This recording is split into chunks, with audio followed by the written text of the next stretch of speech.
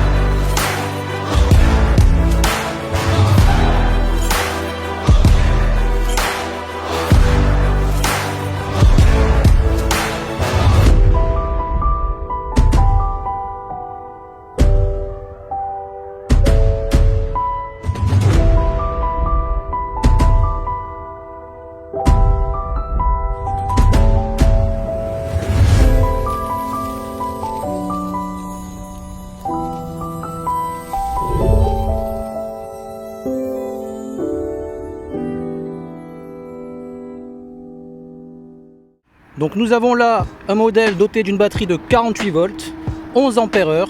On va faire le test tout à l'heure de l'autonomie. On va voir jusqu'à combien de kilomètres de distance on peut parcourir avec. On peut remarquer les doubles suspensions à l'avant ainsi que les doubles suspensions à l'arrière de couleur rouge. Elle est équipée d'un double système de freinage à disque mécanique, disque en 140 mm à l'arrière comme à l'avant. Un nouveau système de pliage, je vous montrerai la manière dont il faut la plier et déplier. Le port de charge est situé sur le côté droit. On a une prise de charge en GX16, 3 pins. Le guidon est ajustable en hauteur grâce à sa colonne ajustable. Double poignée de portage pour faciliter les déplacements. On peut s'en servir éventuellement comme cale-pied, avec un niveau 1 et niveau 2. Au niveau des options, on va avoir le contacteur à clé. 2 clés sont fournies sur ce modèle. On l'allume en appuyant 2 secondes sur le bouton on. Voilà.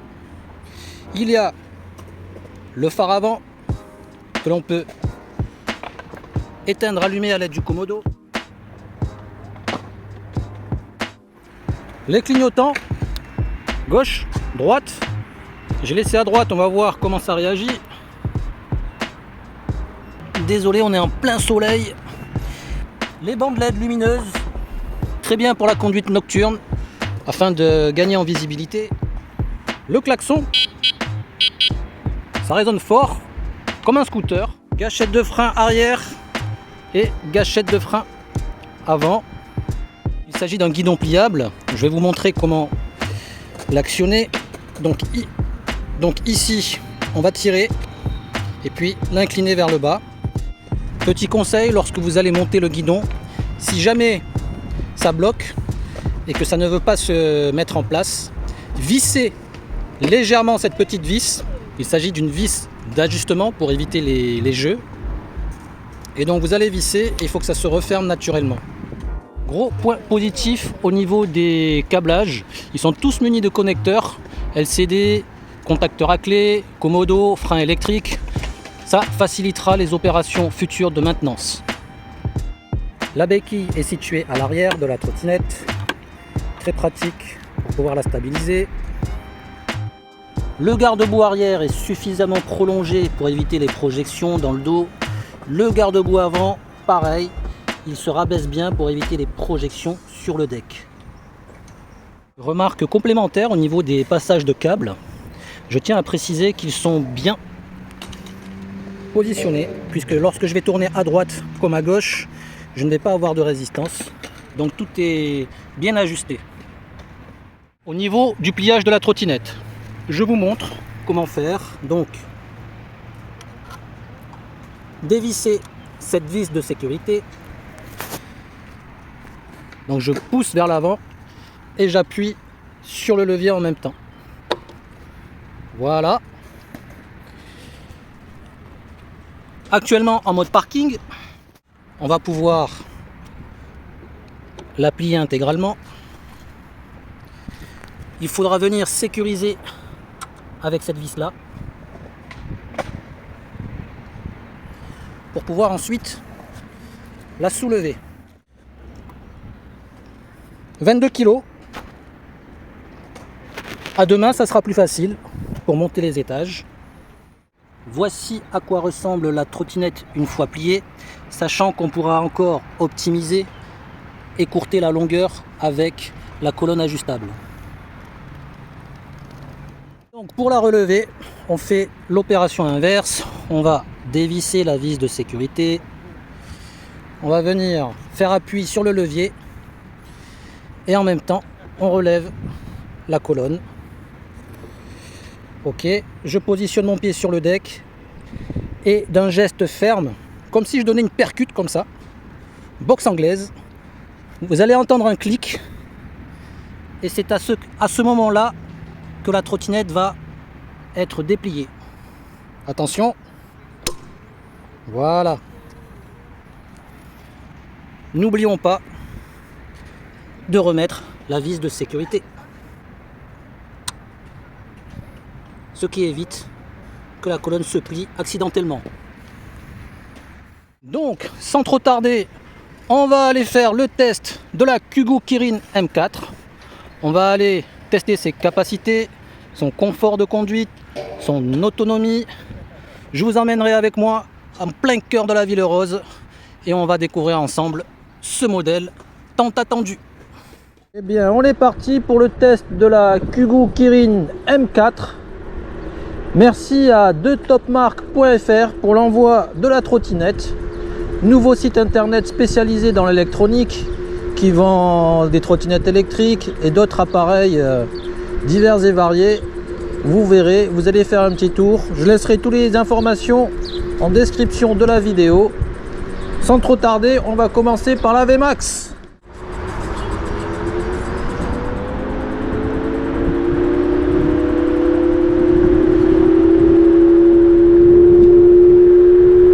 GPS, 38 LCD, 40 LCD, full gâchette,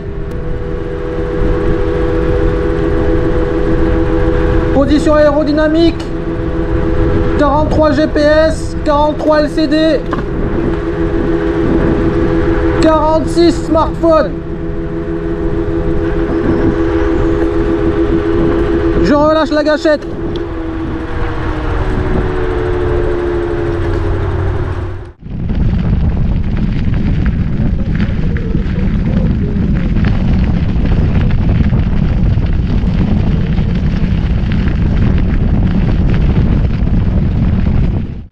Ok, en termes de tenue de route, au niveau des suspensions, ça va, ça absorbe bien les irrégularités de la route, combiné avec les pneus 10 pouces en chambre à air. Néanmoins, on a des suspensions entrée de gamme. Ils arrivent vite en butée. Lorsque on roule par-dessus les bosses ou les grosses imperfections, on va entendre que ça claque. Mais là, en l'état, ça roule bien. Chemin de terre, sableux, caillouteux. Ça passe bien. Voyons voir quand même comment elle se débrouille sur un terrain de cross. Voilà. Hop. L'herbe a bien poussé. Hop, ça secoue pas mal. L'absorption est moins efficace que des suspensions hydrauliques. Ça passe quand même, faut être plutôt vigilant. Ça se coupe pas mal, ouais. Mais en se crispant un peu, ça passe. On entend bien les suspensions en ressort qui arrivent en butée, ça claque.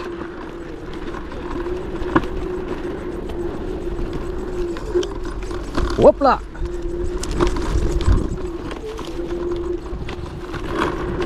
On parvient quand même à faire du cross avec ce modèle.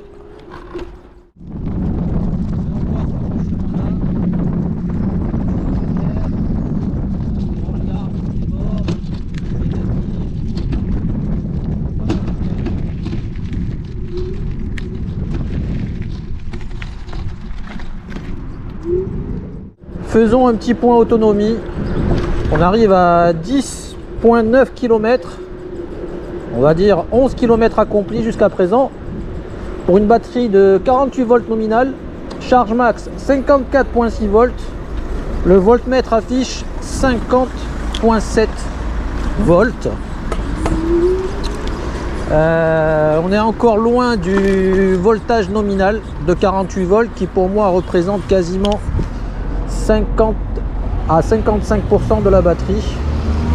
Donc il y a encore un peu moins de 3 volts avant que je ralentisse la cadence. On va passer aux choses sérieuses. On va tester la plus grande montée de Toulouse entre la gare Matabio et Jolimont. Voilà la longue montée là. Je suis pas full gâchette. Je maintiens une vitesse. On va voir comment elle se débrouille. Si elle commence à ralentir, je vais ajouter un peu plus de gouache.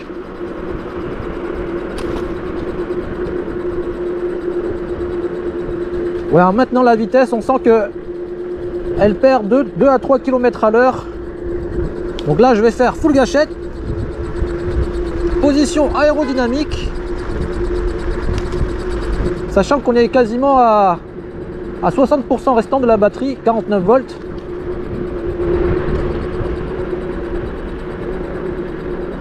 Ça va, elle tient la route. On arrive à accomplir cette montée. Point positif. Allez, direction la traversée du Pont Neuf. Petit M2. Alors, côté klaxon, là, il n'y a pas de souci, ça résonne bien.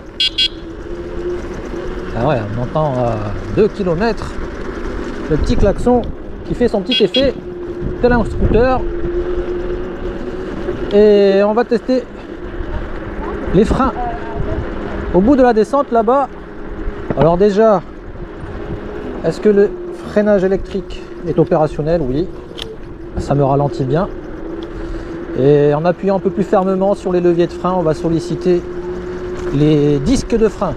Donc il y a 3 points de freinage, frein électrique avec le moteur et les doubles freins à disque. On est stoppé.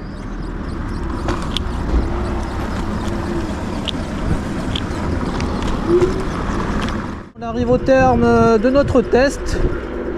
Je vais m'arrêter très bientôt. Un peu moins de 47 volts restants. J'arrondis à 50% de batterie restante. Distance parcourue 22,3 km. Sachant que le cut-off il est à 42 volts. Donc il y a encore 4 volts à consommer.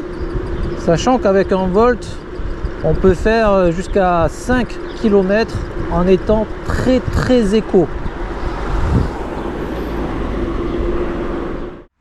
Bon et bien les amis, on arrive à la fin de ce test.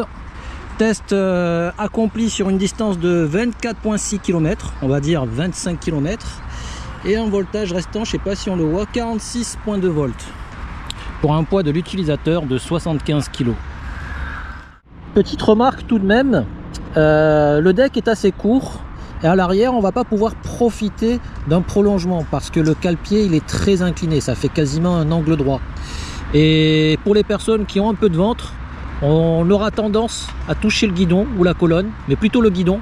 Alors peut-être que c'est parce que j'ai le smartphone qui est un peu en retrait, et la clé aussi, la clé au niveau du contacteur.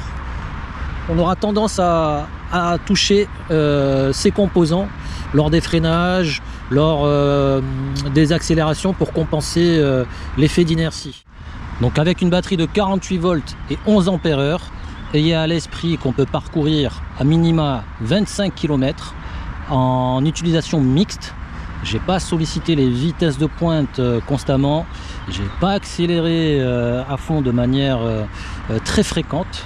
Une utilisation mixte pour optimiser à la fois le plaisir, le confort et la distance à parcourir. Je pense que l'on peut atteindre en utilisation très éco une bonne trentaine de kilomètres et en utilisation très intense une petite vingtaine de kilomètres. Ça variera en fonction de nos poids forcément. Alors de manière générale, le moteur de 500 watts à l'arrière en guise de propulsion fait très bien le job. 48 volts pour 500 watts, c'est le strict minimum pour s'aventurer dans la ville. Gâchette avec accélération index, moi ça me va, ça me fait penser au modèle Dualtron. Je ne perds pas ce plaisir d'accélérer. Au niveau des freinages, avant et arrière, ça fait le job. Couplé avec le frein électrique régénératif, on se sent en sécurité. Néanmoins, petit bémol général, bien que le look des suspensions à l'avant comme à l'arrière paraît être confortable, ça reste quand même des suspensions assez fermes.